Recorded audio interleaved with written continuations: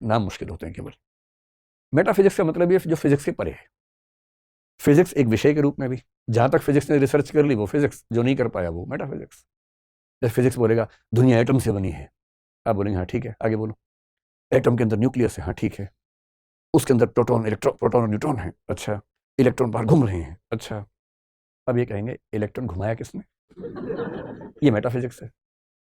जहां फिजिक्स जाए वहां तक सुनते रहो, एक सवाल आगे दाग दो, वो मेटाफिजिक्स है। उसके बियॉन्ड, किसने एटम्स के अंदर इलेक्ट्रॉन्स को घुमाया, किसने प्रोटॉन्स और न्यूट्रॉन्स को ठीक से बिठाया?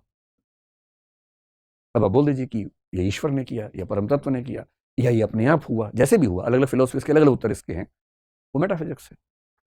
मेटाफिजिक्स का बेसिक काम ये बताना है कि ये सब कुछ कैसे हुआ, कैसे बना सब कुछ। तो मेटाफिजिक्स की अगर मैं बात करूं तो इसमें, इसी में आमतौर पर जो फिलोसफी के दीवाने होते हैं आप जैसे, उनका इंटरेस्ट बेसिकली इसी में होता है, मेटाफिजिक्स में ही। बाकी में तो उनको नींद आने लगती है, इसमें इंटरेस्ट ज़्यादा रहता है। और मेटाफिजिक्स के अंदर 3 प्रश्न सबसे गहरे होते हैं। एक ब्रांच का नाम है कॉस्मोलॉजी। कॉस्मोलॉजी को आप बोल सकते हैं सृष्टि विज्ञान या सृष्टि मीमांसा। कॉस्मोलॉजी कॉस्मोस से बना है। दूसरा है थियोलॉजी, इसको आप कह सकते हैं ईश्वर मीमांसा। आपको हिंदी अनुवाद सुनते आइडिया हो गया ना क्या है। और तीसरा है साइकोलॉजी। आप सोचेंगे अरे ये तो अलग सब्जेक्ट होता है। नहीं, साइकोलॉजी अलग विषय बनने से पहले फिलोसफी का एक सबसेट है। नेचर अलग है दोनों की थोड़ी सी। मेटाफिजिक्स का मूल प्रश्न है कि दुनिया अंततः क्या है, किस चीज से बनी है, जितना डाइवर्सिटी है कहां से आई। तो इसमें बहुत गहराई में भी नहीं जाएंगे, अभी शुरुआती समय है। लेकिन 3 मूल प्रश्न हैं। पहला, ये दुनिया, ये सृष्टि कैसे बनी? बनाई गई या अपने आप बनी? बनाई गई तो किसने बनाई, किस चीज से बनाई? जिस चीज से बनाई अगर वो पहले से थी तो इसका मतलब बनाने वाले के पास कुछ तो कमी थी। और क्यों बनाई, पर्पस क्या था बनाने का? क्या कभी खत्म होगी? तो कुछ ने कहा एटम से बना है। ध्यान रखना है, साइंस के एटम की व्याख्या से कम 1000 साल पहले कई फिलोसफर्स कह चुके थे दुनिया एटम से बनी है।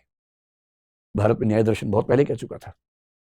पश्चिम में अगर आपने नाम सुना हो, डेमोक्रिटस, ल्यूसिपस, 2 दार्शनिक हुए साथ साथ थे ग्रुप में, बहुत पहले कह चुके थे दुनिया एटम से बनी है। हाँ, उनके एटम्स की समझ थोड़ी सी अलग थी, जो साइंस ने एटम्स प्रूव किए उनसे थोड़ी सी अलग है, लेकिन हाँ कह तो चुके थे। तो ये दुनिया कैसे बनी, किसने बनाई, क्यों बनाई, इन सब प्रश्नों का उत्तर है कॉस्मोलॉजी। फिर जो लोग ईश्वर को मानते हैं, कुछ धर्म है जो ईश्वर को नहीं मानते, जैसे जैन धर्म ईश्वर को नहीं मानता है, बौद्ध धर्म ईश्वर को नहीं मानता है। कुछ और धर्म जैसे एक ताओ धर्म है, लाओ त्से का, चाइनीज परंपरा में है, वहां ईश्वर की धारणा वैसी नहीं है। कन्फ्यूशियस के धर्म में ईश्वर की धारणा वैसी नहीं है।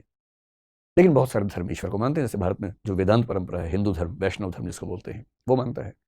सिख धर्म मानता है। फिर जो तीनों सेमेटिक धर्म हैं, यानी कि यहूदी, इस्लाम, ईसाई, तीनों ईश्वर को मानते हैं।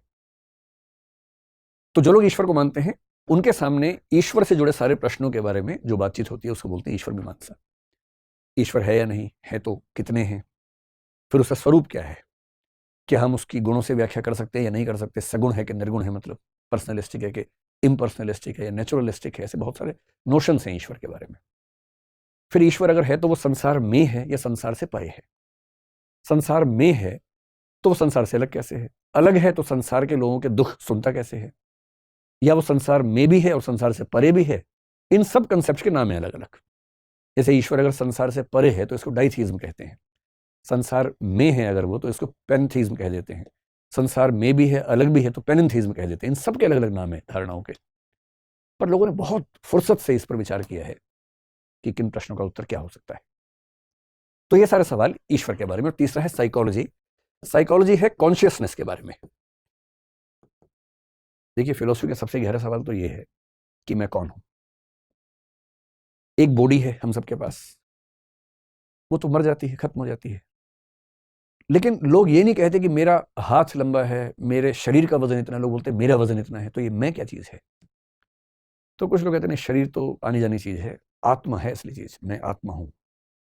इसी को उपनिषदों में अहम ब्रह्मास्मि तक कहा गया, जहां ब्रह्म और आत्मा को तत्वमसि कह के एक ही बताया गया। अयम आत्मा ब्रह्म कहा गया। एक धारणा है कि हम आत्मा है। और ये सारे सवाल क्यों पैदा होते हैं? क्योंकि हम सोचते हैं, महसूस करते हैं, इमोशंस आते हैं। और सोचने वाला काम, इमोशंस वाला काम, महसूस करने वाला काम ना आंख कर सकती है, ना कान कर सकता है, ना नाक कर सकता, ना हाथ, ना पैर, बॉडी नहीं कर सकती, ऐसी एक धारणा है। तो अगर बॉडी सोच नहीं सकती है तो कोई तो है जो सोच रहा है। वो जो सोचने वाला है वो कौन है? और इसी थीम पर सोचते सोचते पश्चिम के एक दार्शनिक डेकार्ट हुआ जिसने कहा कोजिटो एर्गो सुम, यानी I think therefore I am. ये आपने सुना होगा, टी शर्ट पे लिखा होता है आजकल लोगों की, पढ़ते नहीं, इसका मतलब क्या है? टी शर्ट पे लिखा के घूमते रहते हैं, I think therefore I am, मैं सोचता हूं इसलिए मैं हूं।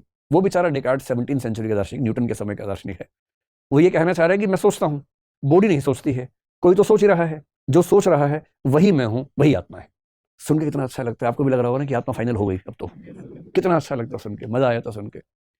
लेकिन इसके बाद कंप्यूटर विकसित हो गए, और कंप्यूटर के सीपीयू में आत्मा नहीं लगाई जाती है, हार्ड डिस्क होती है, और उसमें क्या क्या होता है, एक एल्गोरिथमिक एएलयू होती है, अरिथमेटिक लॉजिकल यूनिट होती है, एक मेमोरी यूनिट होती है, और वो सीपीयू और उसके पार्ट्स बिना आत्मा के गणितीय सवाल भी सॉल्व कर देते हैं, रीजनिंग भी हमसे अच्छे कर लेते हैं, अब तो लैंग्वेज भी करने लग गए हैं, उनकी मेमोरी भी हमसे शार्प हो गई है। हम तो भूल भी जाते हैं, वो भूलते ही नहीं कभी, हमें याद रहे तो भी कई बार निकाल नहीं पाते बाहर कि यार एक मिनट को याद नहीं आ रहा, याद नहीं आ रहा, याद नहीं आ रहा, एग्जाम के बाहर निकलते याद आ जाता है। कंप्यूटर में तो ये भी नहीं होता कि जो है खटाक से रिट्रीव हो जाता है, याद आ जाता है। उनका तो ये भी है कि अगर मेमोरी ज्यादा होगी कंप्यूटर में, हार्ड डिस्क में ली, बाहर निकाल ली और भर ली, बाद में फिर अंदर ले आए। हम तो ये भी नहीं कर सकते, थोड़ा बाहर निकाल दिया फिर वापस लेके आ गए, बाहर निकला तो फिर निकल ही गया कि बार में काम खत्म। अब कंप्यूटर के विकास ने और आर्टिफिशियल इंटेलिजेंस के बाद तो बड़ी तबाही है। मनुष्य एक ही भरोसे पे चल रहा है पिछले 20-25 साल से कि आर्टिफिशियल इंटेलिजेंस कुछ भी कर ले, क्रिएटिव थिंकिंग नहीं कर सकती, इमोटिव तरीके से नहीं सोच सकती। इन दावों की हवा 10 साल में निकल जाएगी, और 2 दिन पहले निकल भी गई है। बल्कि 2 दिन पहले हमारी टीम के एक मेंबर ने मुझे एक ऐप दिखाई, उसने क्या दिखाई उस दिन पता नहीं क्या तबाही आई, कई लोगों ने मुझे लिंक भेजा उस ऐप का अलग अलग जगह से। एक AI, पता नहीं क्या उसका नाम है, आप कहेंगे तो बता दूंगा, आपको पता ही होगा, आप लोग तो यंग लोग हैं। ऐसी ऐप आ गई है कि आपको कहानी भी अगर लिखनी है, उसमें क्रिमिनल कहानी लिखनी है, मान लीजिए सनसनी वाली कहानी, ऊपर इंडेक्स में आप लिखेंगे कि भाई ऐसी कहानी लिखनी है, ये कैरेक्टर का नाम है, ये हत्यारा होना चाहिए, ये पुलिस वाला होना चाहिए, अब एक कहानी सोचो, एंटर करो, 3-4-5 सेकंड में एकदम एक नई कहानी लिखी हो जाती है। ये क्रिएटिव थिंकिंग नहीं